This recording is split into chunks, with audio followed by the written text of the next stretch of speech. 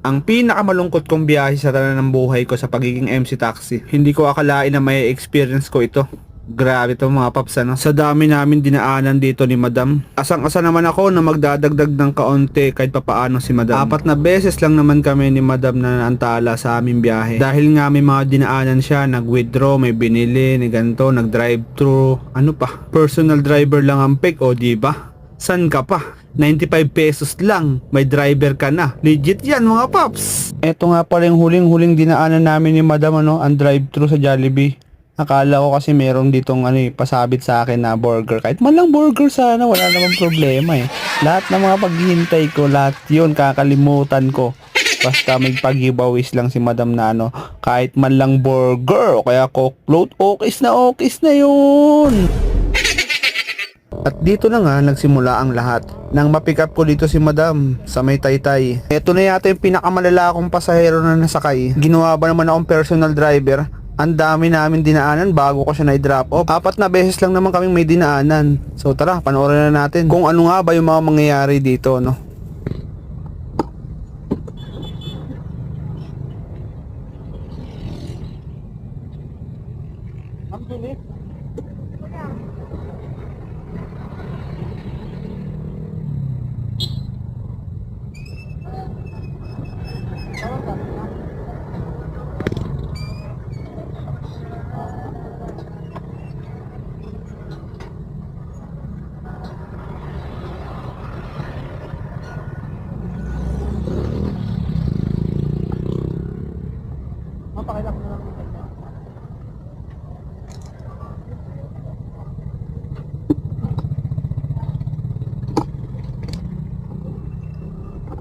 Okay, kaya ma'am.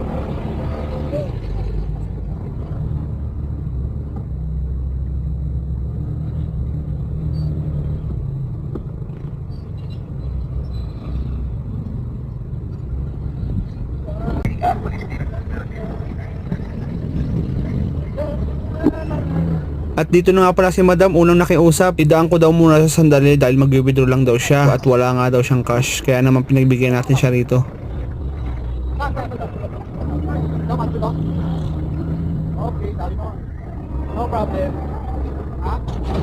Ako walang lang. Okay. Ako walang cash talaga. Ito. Okay. Ito.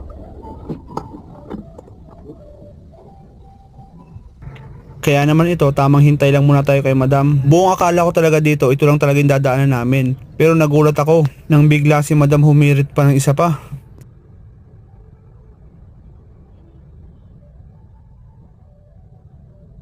Pero bago yan, medyo matagal din ako naghintay rito mga ilang minuto rin. So ayan, natapos din si Madam, buti naman. At dito, paalis na sana kami. Papunta na sana kami sa drop-off dahil yun ang akala ko. Akala ko naman wala na ibang dadaanan, pero yun nga.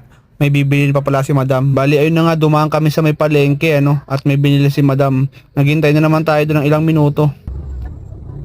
Right, ma'am. Saan po ba dito? Saan tayo?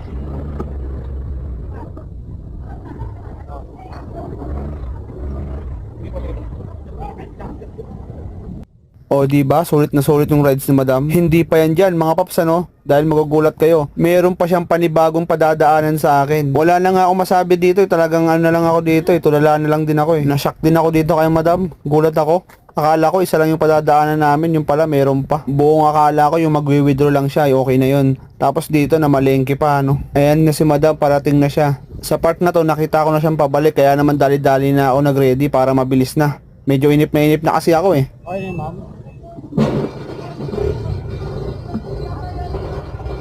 Yung itsura ko dito hindi na makangiti masyado halatang medyo napipilitan na lang, pero no choice Pero ganun pa man, ihahatid pa rin naman natin yan syempre. Dito sa part na to, biniro ko lang si Madam. Meron pa Jollibee? Jollibee naman? Okay, walang problema. Pilitin mo na. Jollibee naman. Jollibee. Ayun, dito akala ko sa part na yon nagbiro lang si Madam, Jollibee naman daw. Yung pala, totoo pala talaga, may dadaanan pa, magpapadrive-thru pa. Sabi ko naman, okay lang, walang problema ma'am. Dito habang bumababay kami papuntang drop-off niya, bigla siya may naalala, bibili pala daw siya ng bigas. Kaya naman ito, dumaan na naman kami sa may dali.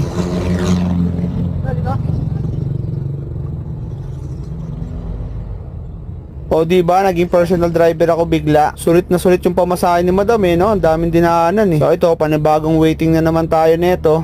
Aray ko. Siyempre hindi na natin papahabain natin yung video, masyado nang mahaba, kaya naman puputulin na natin yan. Dito sa part na to, nga, bumili nga si madam ng 25 kilos na bigas. Ayan O di ba, san ka pa? Pag ginawa ng personal driver, ginawa pang kargador Ayos lang. Bagang lang naman yan 25 kilos na bigas. Basic. Ito ang kagandahan sa Honda Click may lagayan talaga ng mga ganyan din dalahin ng mga pasahero. So tara.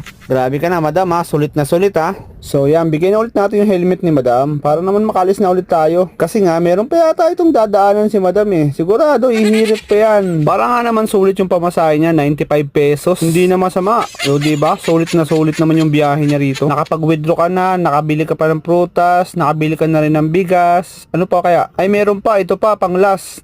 Magda-drive-thru pa sa Jollibee. O diba? Pero okay lang, basta bibigyan ako ng burger Lahat ng paghihintay ko, lahat yun kakalimutan ko. Basta nabigyan ako ng burger ni madam, okay lang. Kung bibigyan ako Siyempre hindi naman tayo magsasabi na madam baka naman Bawal yun Siyempre magkukusa na lang siguro yan. Pero tingnan natin kung magkukusa. So tara, wag na natin pabayan biyahe natin. Putulin na natin yan. So dito na kami ngayon sa may Cainta, papuntang Primark na to mga paps Pero ngayon dito pa lang kami sa may tapat ng Sierra Valley. At ayan na nga, nagsabi na nga si madam sa akin yan.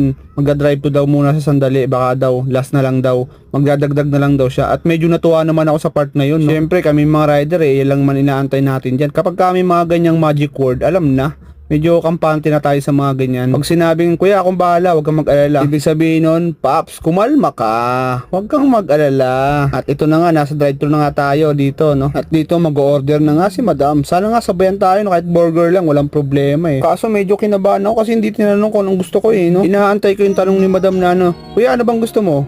Burger? Spaghetti? O kahit ano? Yun sana, kapag tinanong yun, kaso wala nako, mukhang tagilid tayo rito Aray ko, mukhang malungkot ang kakalabasan nito At ito na nga, paalis na nga kami. Yan, papunta na kami, sigurado na to.